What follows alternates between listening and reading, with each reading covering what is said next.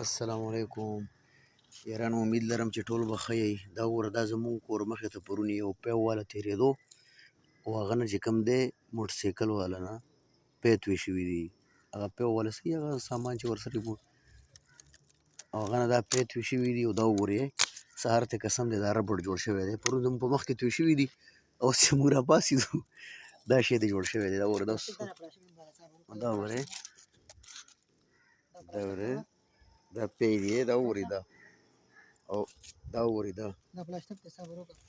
دا پی دي پرون زموږ په مخ کې باندې توی شوي دي.